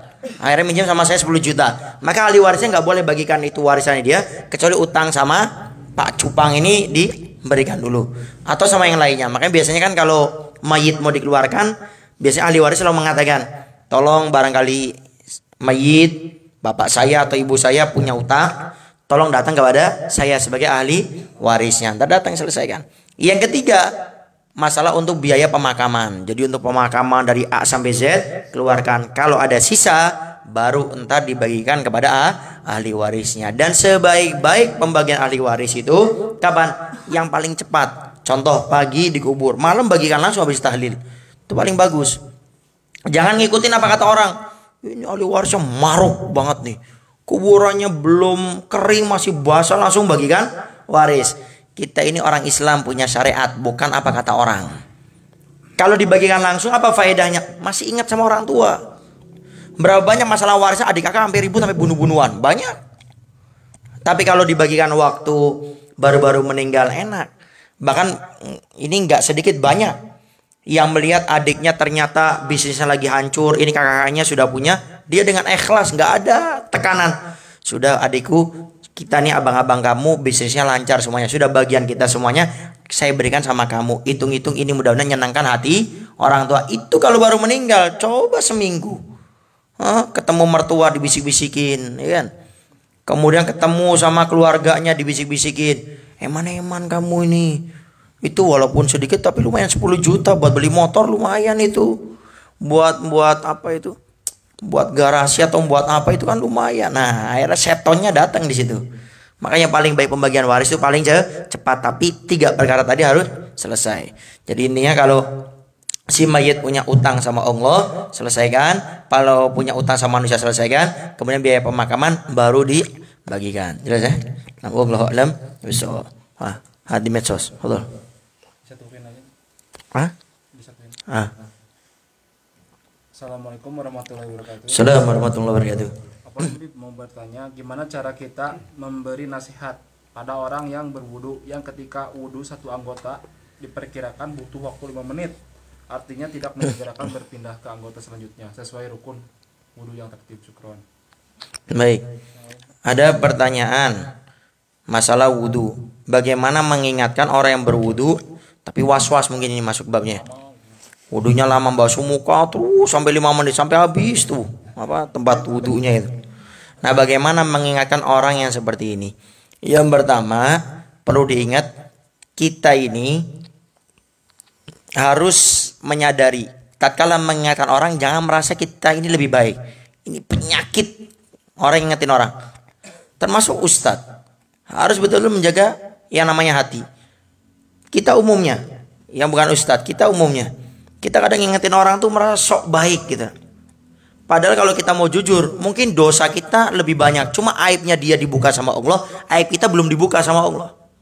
Makanya kata para ulama, tatkala orang memuji kita dengan ilmu kita, ibadah kita, kebaikan kita, jangan merasa bangga. Itu bukan karena kebaikanmu, tapi Allah menutup aibmu. Sampai sekarang Allah menutupnya sehingga orang selalu melihat yang baiknya saja. Jangan semuanya. Saya pun kalau aibnya dibuka sama Allah, saya nggak berani datang ke rumah beliau. Sehingga jangan pernah kita merasa diri lebih baik waktu ngingetin orang. Makanya kalau mau ngingetin orang, lihat diri kita. Sehingga mengingatkannya itu karena Allah, bukan karena kita merasa lebih baik. Itu jaga niat hati, jaga waktu mengingatkan. Makanya kenapa kita ngingetin orang-orang itu banyak yang tidak mau ngikut, karena jangan-jangan niat sama hati kita yang busuk, merasa diri lebih baik daripada orang lain. Yang kedua, mengingatkan dia, ya ingatkan. Cuma biasanya orang was-was ini ribet kalau diingat ini. Tapi kan saya belum lihat. Tapi kan wah, muter kalau orang was-was itu. Nggak selesai-selesai. Sehingga kalau orang ini sudah kita ingatkan kok nggak bisa ribet, cari orang ketiga saja yang dia segani, punya ilmu agama, bisa nutup aib untuk mengingatkannya. Kalau sudah pakai orang kayak gitu kok nggak bisa, terakhir kita doakan sudah. Kewajiban kita cuma mengingatkan. Adapun hidayah taufik dari Allah. Tapi kata para ulama ini ya, kalau ada orang was-was, kalau wudu ribet, ya cara paling enak itu tendang langsung biar masuk langsung ke bak mandinya, blung gitu, wudu dalam sekalian. Nggak bakal was-was ya. Cuma jangan sampai tega kayak gitu ntar.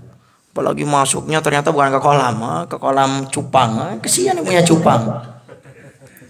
Nah, Allah alam so. Masalah was-was. Tadi was-wasnya. Kalau masalah was-was yang saya tahu di dalam kitab Bughyatul Murtasyidin, di antaranya untuk menghilangkan was-was itu yaitu dengan zikrullah. Dengan zikrullah terutama dalam zikir khofi itu Bib. Dalam kitab Bughyah salah satu thariqah jalan untuk menghilangkan was-was apapun, maka kita harus banyak zikir khofi, mengingat Allah di dalam hati. Lambat laun insya Allah penyakit was-was akan hilang. Itu kata para ulama. Dan jangan main-main tentang was-was. Jangan disepelekan, sebab was-was itu perbuatan setan. Kita menghadapi musuh yang sangat dahsyat. Bisa jadi was-was wudu pindah ke was-was sholat. Was-was sholat bisa jadi pindah was-was makan. Was-was makan ya bisa jadi was-was apa lagi. Jadi jangan main-main dengan was-was. Makanya ketika Imam Syafi'i menganjurkan ketika kita mau sholat, maka kita diupayakan menyempatkan baca surat Qul a'udzu birabbin nas. Malikin nas, ilahin nas, min syarril waswasil khannas alladzi yuwaswisu fi sudurin nas. Insyaallah. Nah, jadi thariqah atau jalan untuk menghilangkan penyakit waswas itu kita diupayakan untuk selalu mengingat Allah di dalam beribadah yang kita lakukan. Itu insya Allah. Mungkin itu saya Habib. Sedikit sebelum ke pertanyaan, kalau orang was-was itu sebetulnya resepnya, kalau dia memang betul-betul pengen cepat selesai, dia sadar ini salah. Orang was-was itu hampir rata-rata nggak sadar. Makanya jangan heran kalau ketemu orang was-was diingetin dia muter. Malah kita yang disalahin ujung-ujungnya. Tapi kan dalam agama kan gini Beb, bukannya yang Habib sampaikan, malah kita yang disalahin tar. Jadi kalau orang was-was sadar ini salah, sadar dulu. Kalau nggak sadar dia akan banyak alasan, nggak bakal ketemu, nggak bakal berubah. Sadar saya salah. Kedua, ngikuti apa yang disampaikan oleh si Ustadz. Saya pernah ngurus ada satu orang was-was ini sampai bertahun-tahun nggak berubah-berubah. Tapi setelah dia sadar, ngikuti yang kita sampaikan, selesai. Karena orang was-was itu biasanya datang ke Ustadz ini, iya. Pindah lagi Ustadz B, iya. Ke C, iya, terus muter, itu was-was. Sehingga setelah dia sadar ini salah, fokus apa yang disampaikan Ustadz dilakukan, kemudian dijalankan. Wallahu a'lam bishawab. Fadhol, yang lainnya? Nah, akhir ini disatukan semua. Fadhol. Assalamualaikum warahmatullahi wabarakatuh. Assalamualaikum warahmatullahi wabarakatuh. Pertanyaan B, apakah doa bisa merubah takdir atau berdoa adalah sudah termasuk bagian dari takdir itu sendiri? Nah. Terima kasih. Wassalamualaikum warahmatullahi wabarakatuh. Assalamualaikum warahmatullahi wabarakatuh. Ada lagi yang lain? Dikumpulkan langsung nih. Akhir. Fadhol langsung.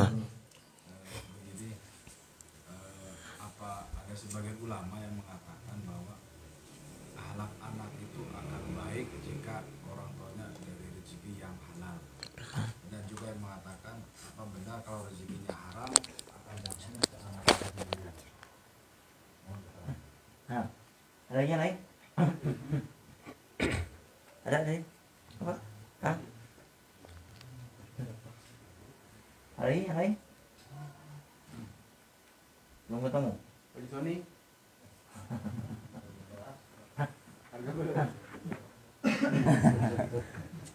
Baik, satu gini.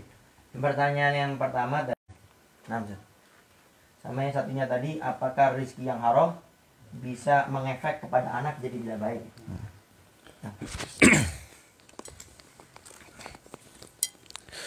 Wallahu a'lam bishawab. Memang yang namanya kehidupan seseorang, kehidupan manusia itu sudah dikonsep oleh Allah Subhanahu wa taala waktu beliau berada di alam azali atau di alam arwah. Jadi di alam arwah itu sudah diberi konsep oleh Allah Subhanahu wa taala bahwa si anu mau lahirnya jam berapa, usahanya apa, terus tinggalnya di mana, udah ada, termasuk rezeki apa udah ada, kematian. Nah, sekarang yang menjadi pertanyaan, apakah yang sudah dikonsep oleh Allah Subhanahu wa taala itu bisa dirubah dengan kita berusaha, yaitu diantaranya berdoa kepada Allah Subhanahu wa taala. Nah, kalau misalkan dari segi teks tulisan dalam kitab mungkin ada, cuman Al-Fakir belum pernah mutolaah, belum pernah menemukan. Cuman saya pernah mendengar dari Al-Habib Umar bin Hafidh, beliau pernah berkata bahwa doa itu bisa merubah kehidupan seseorang. Jadi misalkan kalau misalkan kita sudah diberi sudah ditakdirkan oleh Allah Subhanahu wa taala, misalkan umur kita itu 50 tahun, misalkan itu dalam ajali atau dalam alam ruh sudah 50 tahun. Nah, ketika kita rajin berdoa kepada Allah Subhanahu wa taala, maka dengan berkah doa yang kita panjatkan kepada Allah Subhanahu wa taala, kita sering munajat, mudah-mudahan atau berdoa kepada Allah semoga kita diberi umur yang panjang. Maka dengan berkah doa yang kita panjatkan kepada Allah Subhanahu wa taala, umur yang tadinya 50 itu akan bertambah Nggak tahu bertambahnya berapa tahun, yang jelas itu bakal bertambah. Itu yang pernah saya dengar dari Al-Habib Umar bin Hafid. Jadi intinya doa itu selain ibadah kepada Allah Subhanahu wa taala, dianjurkan oleh Allah Subhanahu wa taala, insya Allah bisa merubah hidup seseorang. Sebab Nabi SAW pernah berkata, doa usilahul mu'min, doa itu senjatanya orang mukmin. Dikala seorang berdoa kepada Allah Subhanahu wa taala, maka Allah akan langsung memberikan, ud'uni astajib lakum. Jadi setiap kita berdoa kepada Allah, pasti Allah bakal mengijabah doa kita. Cuman mengijabahnya Allah kepada doa kita itu terbagi dua. Ada yang bi'aini matuliba, ada yang bi khairin mimma tuliba. Ada langsung yang kita pinta, ada yang lebih baik daripada yang kita pinta. Salah satu contoh, misalkan kita berdoa kepada Allah Subhanahu wa taala, terus berapa hari kita berdoa, ya Allah mudah-mudahan saya bisa cepat kebeli motor. Nah, sesudah kita berdoa seminggu 2 minggu, alhamdulillah motor kebeli walaupun dalam kondisi kredit misalkan. Berarti itu doa kita diijabah, dikabul oleh Allah Subhanahu wa taala. Kita minta motor, langsung dikasih motor. Tapi dikala kita berdoa kepada Allah Subhanahu wa taala sudah berapa tahun, bila perlu puluhan tahun minta motor, namun motornya enggak kebeli-beli, itu bukan berarti doa kita tidak dijabah. Doa kita tetap dijabah, cuman mengijabahnya Allah terhadap doa kita itu lebih baik daripada yang kita minta. Kita minta motor, enggak dikasih motor, cuman pahala di sisi Allah itu sudah berlimpah. Sehingga di akhirat banyak orang yang mendapatkan pahala, sehingga pahala itu orang tersebut bertanya kepada Allah, wahai malaikat, wahai ya Rob, apakah ini pahala dari pahala apa? Sholat saya kan nggak benar, puasa nggak benar. Malaikat Allah Subhanahu wa taala berkata, ini pahala waktu kamu minta kepadaku namun tidak aku berikan. Jadi itu pahala doa sudah berlimpah di sisi Allah Subhanahu wa taala. Itu mungkin yang pertama. Terus yang kedua yang tadi ditanyakan oleh Kang Samson, masalah makanan haram atau makanan halal itu jelas ada efek sampingnya terhadap anak-anak kita. Jadi kalau misalkan seorang orang tua mencari rezeki dari barang yang halal, tentu hasilnya itu akan baik, efek sampingnya terhadap anak-anak kita. Misalkan disuruh sholat gampang, disuruh ngaji gampang, disuruh berpuasa gampang, nurut sama orang tua. Namun sebaliknya, kalau misalkan orang tua itu hasil rezekinya dari pekerjaan yang haram, rezekinya dari pekerjaan yang tidak diridhoi oleh Allah Subhanahu wa taala, maka efek sampingnya terhadap anak-anak kita itu pasti bakal ada. Disuruh sholat susah, disuruh ngaji susah, bila perlu membangkang melawan terhadap orang tua. Maka selaku orang tua kita itu harus berusaha itu ya, memberi nafkah kepada anak istri itu harus dari barang yang halal gitu ya. Jadi jangan barang yang haram. Nah, di samping itu yang kedua, barang yang kita makan dari barang yang haram, di samping efek sampingnya kurang baik terhadap anak, itu bisa menghijab atau menjadi penghalang untuk diterimanya ibadah kita, wabil khusus sholat kita oleh Allah Subhanahu wa taala.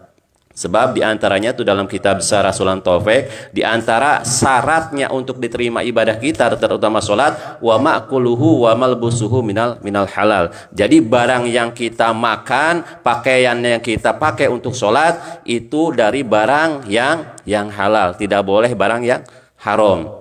Nah, kalau masalah bicara dengan masalah hukum, bicara hukum, tetap hukum sholatnya sah selagi pakaian kita yang kita kenakan itu hukumnya suci. Misalkan maaf ya, kita mengambil pakaian orang lain atau nyolong atau mencuri pakaian orang lain, terus kita pakai sholat, selagi pakaian itu suci bersih, maka hukum syariat sholat tetap hukumnya sah. Cuma sholat itu tidak akan diterima oleh Allah Subhanahu wa taala karena pakaian yang kita pakai itu hasil dari barang yang haram. Mungkin itu saja, wallahu a'lam bishawab.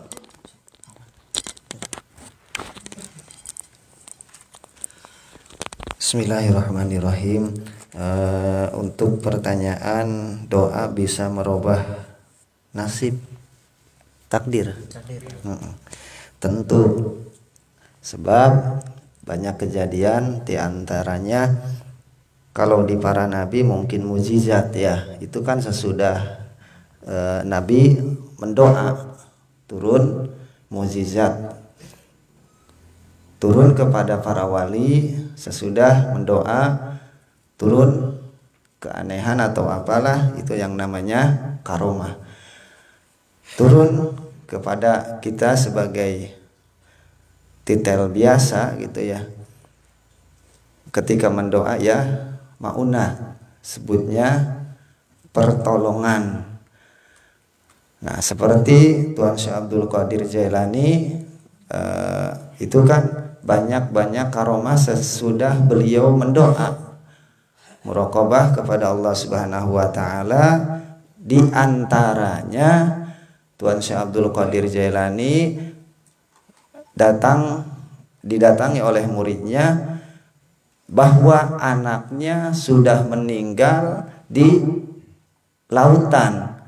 Bahkan bukan sekadar meninggal, badannya, anggota tubuhnya udah hancur.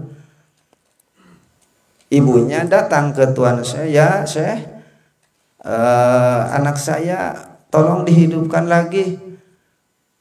Kata Tuan Syekh Abdul Qadir Jailani, langsung muraqabah, langsung munajat, berdoa kepada Allah. Kata Tuan Syekh, udah ada di rumah. Ketika datang belum ada. Datang lagi sambil nangis, ya Tuan Syekh, belum ada anak saya. Langsung munajat lagi, berdoa kepada Allah. Langsung diberi ilham. Kata Tuan Syekh, udah ada. Balik lagi, belum ada. Balik lagi si ibu ke Tuan Syekh, ya Tuan Syekh, belum ada anak saya. Langsung dia menundukkan kepalanya, langsung berdoa kepada Allah. Langsung ada ilham dari Allah bahwa anaknya udah ada di rumah. Begitu disuruh pulang Tuan Syekh, anaknya udah ada di rumah. Itu udah di laut mati, meninggal, badannya udah hancur. Nah, maka bisa dikatakan doa bisa merubah takdir. Cuma bahasa kalau di para nabi mukjizat, para wali karomah, kalau kita maunah, pertolongan. Maka kalau kita pingin pertolongan Allah, banyak berdoa. Yang keduanya saya nambahin tentang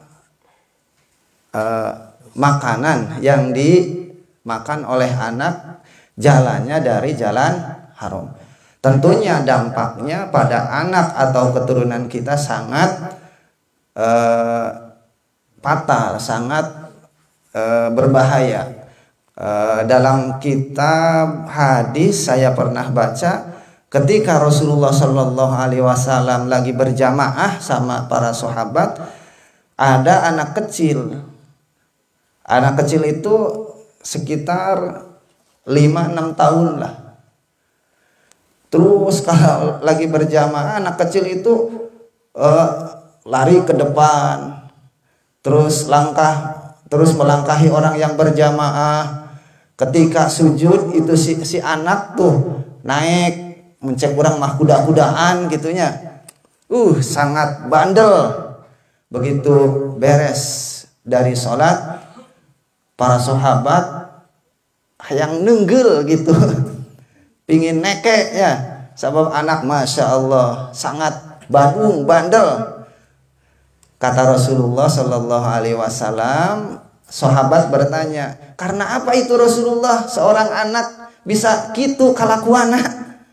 Kata Rasulullah Sallallahu Alaihi Wasallam, perlu diketahui bukan salah anak, tapi salah orang tua memasukkan barang haram kepada anak itu. Akhirnya si anak kelakuannya gitu. Nah, itu dari antaranya makanan yang dimasukkan anak dampaknya sangat berbahaya. Tapi kita jangan putus asa selagi kita sanggup untuk membimbing anak, kita harus diajarkan kepada anak itu akhlak baginda Rasulullah Sallallahu Alaihi Wasallam. Itu mungkin yang saya bisa tambahin. Wallahu a'lam bishawab. Nah, menambahkan dari Ustadz Ugin dan Ustadz Rahman tentang masalah doa, apakah bisa mengubah takdir? Yang jelas Allah perintahkan kita berdoa, maka berdoa. Adapun berubah ataupun tidak, itu kan urusan kita. Ini termasuk yang di awal kita bahas. Kewajiban kita pokoknya berusaha berikhtiar. Adapun entar masalah ketentuannya semua kita pasrahkan sama Allah. Jangan akhirnya dipastikan. Takutnya entar akhirnya ngedumel entar itu. Sudah doa enggak dikasih sama Allah. Sudah minta jodoh istri yang cantik, yang tinggi, yang kaya, dapatnya yang jelek lagi nih. Akhirnya nyalain Allah entar habis itu. Pokoknya Allah perintahkan kita berdoa, ya berdoa. Dan dalam konsep berdoa itu Allah sudah katakan, bukan cuma ud'uni astajib lakum, minta kepadaku tapi aku berikan. Tapi Allah juga menawarkan ud'ullah wa antum muqinuna bil ijabah. Minta sama Allah dan kita yakin doa kita akan dikabulkan oleh Allah. Karena dalam hadis qudsi Allah sudah tekankan, aku ada pada sangan hambaku. Kalau hamba berdoa yakin dikabulkan oleh Allah, beri. Tapi kalau seorang hamba berdoa, ya Allah, saya minta ya Allah tahun ini nikah. Tapi pantas nggak ya kalau tahun ini saya nikah? Akhirnya nggak nikah ini orang. Oh, yakin minta sama Allah. Jadi kalau minta sama Allah itu harus yang yakin, jangan ragu-ragu. Ntar maksudnya tadi itu was-was ke doa juga ntar. Kemudian yang terakhir, yang kedua tadi, Imam Abdullah At-Tusturi dalam kitab Nasoih juga Al-Faqih pernah baca itu, dalam bab aklal haram wal halal itu dikatakan man akalal haram asod jawarihu sya'am aba alima am lam ya'lam. Orang makan haram, anggota tubuhnya akan bermaksiat kepada Allah sistematis, otomatis, nggak usah diminta. Orang makan haram, contoh nih, habis acara ini ada yang diam-diam bawa kresek di belakang, masukin, makan haram, besok akhirnya nggak sholat Jumat. Ini jangan-jangan gara-gara ini nih malam ini nih. Kenapa? Orang yang makan haram, kata beliau, itu anggota tubuh yang akan bermaksiat kepada Allah, mau nggak mau diketahui atau tidak, otomatis. Maka kalau ada orang kok ibadah susah banget, padahal rumahnya dekat masjid, dekat musola, itu bukan karena dia malas, tapi karena jangan-jangan makan haram sehingga berat. Tapi untuk maksiat gampangnya minta ampun. Untuk ibadah berat, tapi kalau untuk maksiat gampang, nggak usah disuruh. Kenapa? Ini faktor diantara makan haram. Begitu ya dengan anak. Makanya istri-istri zaman dulu itu selalu mengatakan kepada suaminya mau bekerja, wahai suamiku, kami para istri tahan tidak makan, tidak minum, lapar, dahaga kami tahan. Tapi kami tidak tahan kalau kami ini masuk neraka gara-gara kamu rezekinya daripada sesuatu yang haram. Begitu ya diberikan kepada anaknya. Ini salah satu ikhtiar. Ingat, salah satu ikhtiar. Barangkali naudzubillah ada yang pernah urusan dengan riba, diberi sama anak sama istri. Maka sekarang kita rubah rezeki yang halal, kemudian jadilah figur yang baik bagi anak, bukan cuma nyuruh, marahin, tapi kita tidak menjadi figur contoh yang baik untuk anak kita. Wallahu a'lam bishawab. Baik, mungkin itu saja ya ngopi kita pada malam hari ini. 10:30 kurang 5 ya. 11 ya. Ya, baik, mungkin itu saja yang bisa Al-Faqih sampaikan. Terima kasih Ustaz Ugin, Ustaz Rahman, khususnya kepada Kang Dedi yang sudah menjadi sahibul bait, dan juga yang mau bawa izin ya. Tetap harus saya ingat ini.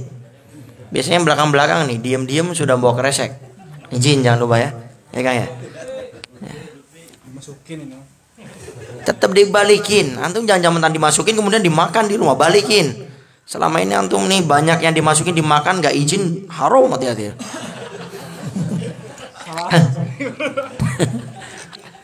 Baik ya. Dan juga terima kasih para pemuda yang sudah hadir, khususnya nih pemuda-pemuda Masya Allah nih Windu Haji, baik itu Bubulak, Ciketuk, macam-macam ya. Semuanya terima kasih yang sudah bergabung, Cibumur atau Karanganyar dan juga Cisampi. Hah? Oh, Cikopo, Masya Allah. Kedung Harum ada.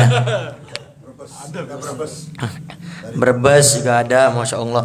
Insya Allah ntar kita buat ngopi di berbagai tempat, insya Allah. Cuma doakan agar sebulan bukan 30 hari, 31, 32, jadi enak ntar. Repot kalau ngopinya pada Isya. Jadi kebetulan Pak, kita ada program ngopi di Windu Haji, Umur, Bubulak, Ciketuk, kita ada di sana. Dan kalau tidak salah ada 8 tempat. Dan umumnya itu 2 minggu sekali. Jadi kita kurang lebih 16 hari itu di luar pada Isyanya, ngopi. Di luar Al-Faqih kita punya rutinan Majlis Al-Wasilah. Sehingga kalau diajak kayak kemarin, Bib, ntar mau diajak ngopi ke sini. Waduh. Acaranya kapan? Pada Isya. Aduh, itu udah menit sudah. Puyang. Ngaturnya gimana? Makanya pas ke Kang Dedi malam Jumat, nah cocok kalau malam Jumat. Jadi kalau malam Jumat tidak menjadi masalah, insya Allah. Dan ntar rencana mau dirutinkan atau tidak, ntar silakan ntar Kang Dedi tinggal ngobrol-ngobrol lagi aja, insya Allah. Ntar ada Kang Yaya ya, kayaknya ada, masya Allah deh. Nah, udah tidur tadi, jusnya enak kok. Tidur.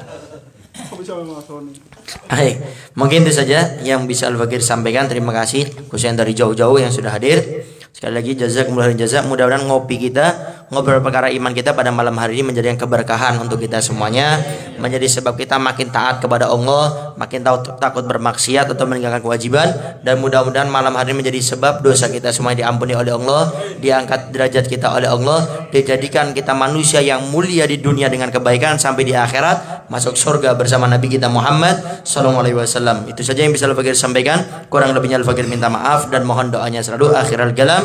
Assalamualaikum warahmatullahi wabarakatuh.